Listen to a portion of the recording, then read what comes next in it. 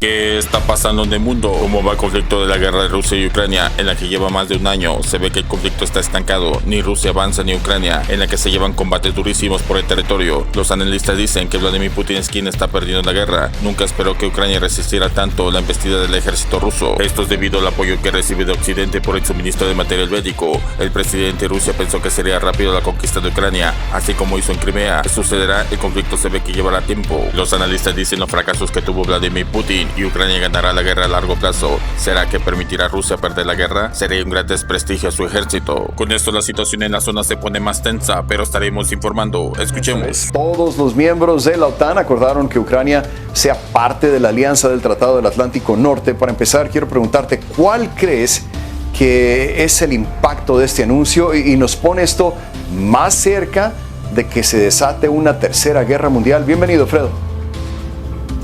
Gracias, Rafael, un placer estar aquí contigo. Al contrario, yo creo que cuando hay certidumbre geopolítica, entonces hay paz. Y una de las razones por las cuales ha habido paz en Europa desde la Segunda Guerra Mundial, con dos pequeñas excepciones, que es Yugoslavia, relativamente pequeñas, y la invasión de Ucrania, es porque existe la OTAN. Y la OTAN, la Unión Soviética y después Rusia sabían que no podían derrotar a la OTAN convencionalmente o militarmente en general, y es por eso que Europa gozó y ha gozado de una paz sin precedentes, ¿no?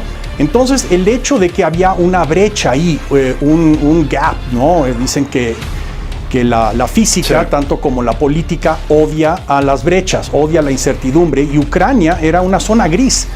Entonces, como no había una definición del estatus geopolítico de Ucrania, entonces por eso se hizo una tentación para el Kremlin atacarla así nomás en el 2014, pero especialmente ahora en febrero del año pasado. O sea que tenía que pasar tarde o temprano, Fredo, esto que pasó en Ucrania.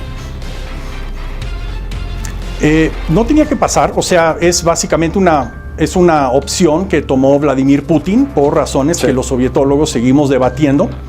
Pero el hecho es de que si Ucrania hubiera estado en la OTAN antes, o sea, no estaba preparada Ucrania para la OTAN. Eso es claro. O sea, no era Polonia, no era Lituania, no era Chequia, donde ellos estaban en un plan social, político, bipartidista, tripartidista. Las coaliciones todas querían entrar a la OTAN, y es por eso esta definición geopolítica de los demás países. Pero la pobre Ucrania estaba apenas construyendo era un estado independiente desde el 91, pero no tenía una nación-estado.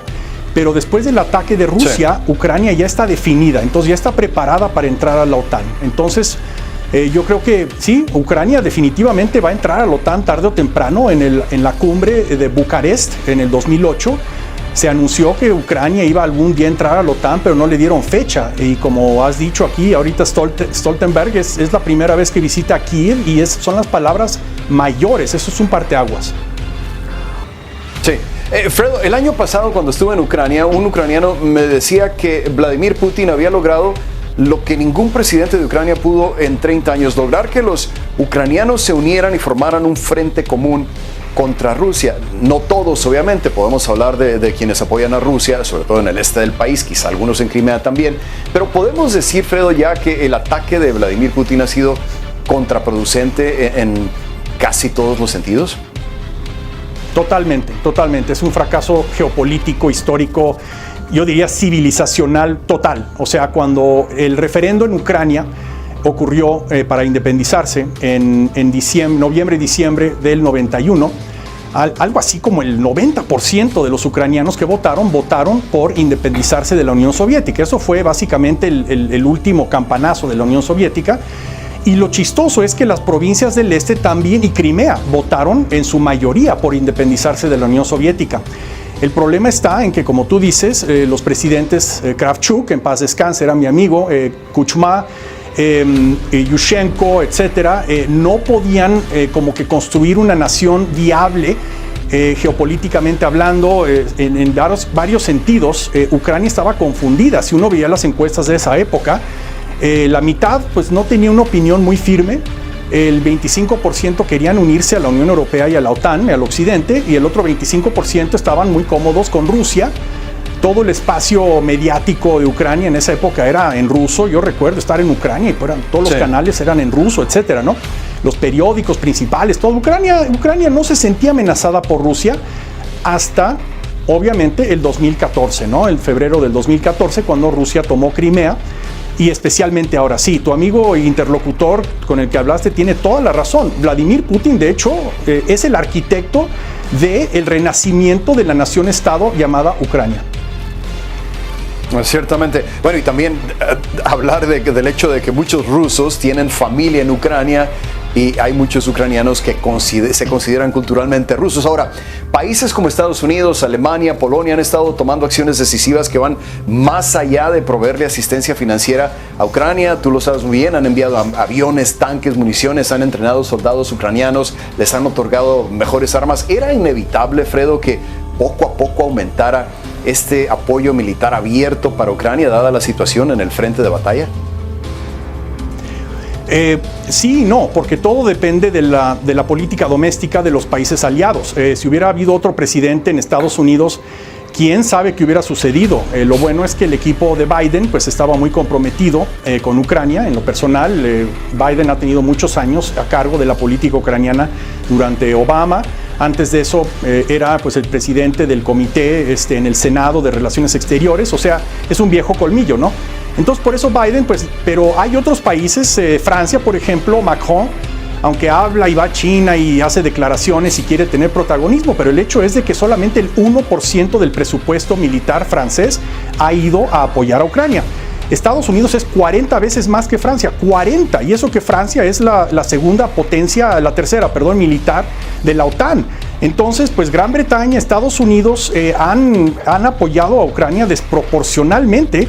Y Polonia, Lituania, Chequia, de hecho Estonia se ha gastado entre el 30 y el 50% de sus presupuestos militares en apoyar a Ucrania, comparado con Francia, que es el 1%. Eso habla volúmenes de quién está tomando el liderazgo en el occidente.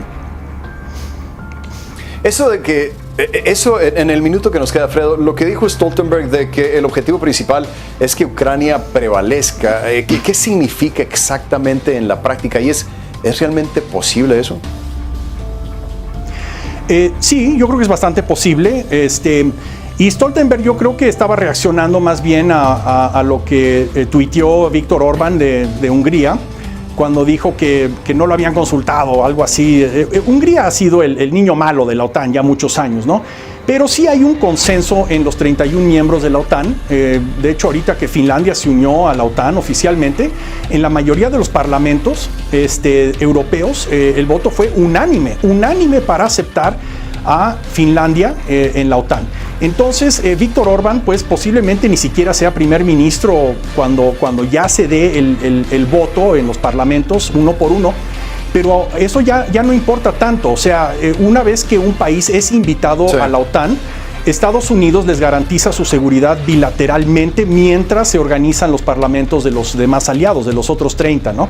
Y yo creo que Ucrania sí, lo más probable es que Ucrania gane esta guerra. La situación geopolítica en el mundo está muy difícil. Como va el conflicto de la guerra de Rusia y Ucrania, en la que lleva más de un año, se ve que el conflicto está estancado. Ni Rusia avanza ni Ucrania, en la que se llevan combates durísimos por el territorio. Los analistas dicen que Vladimir Putin es quien está perdiendo la guerra. Nunca esperó que Ucrania resistiera tanto la embestida del ejército ruso. Esto es debido al apoyo que recibe de Occidente por el suministro de material bélico. El presidente de Rusia pensó que sería rápido la conquista de Ucrania, así como hizo en Crimea. ¿Qué sucederá? El conflicto se ve que llevará tiempo. Los analistas dicen los fracasos que tuvo Vladimir Putin y Ucrania ganará la guerra a largo plazo. ¿Será que permitirá a Rusia perder la guerra? Sería un gran desprestigio a su ejército. El fiscal general de Estados Unidos va en contra de los miembros de los cárteles en México, incluyendo los líderes. Entre los acusados se encuentran los hijos de Chapo Guzmán. El Departamento de Justicia anunció acciones con el tráfico de fentanilo. Se ha convertido en un fenómeno social que ha causado muchas muertes en Estados Unidos. Acusó a México y a China por no detener y mandar precursores de la droga. Te invito a ver el video. Nueva preocupación mundial. El presidente de Rusia, Vladimir Putin, pone en acción sus armas nucleares. Se esperan las reacciones como Estados Unidos y la comunidad internacional. No te pierdas próximos videos. Suscríbete y escribe tus comentarios cómo ve la situación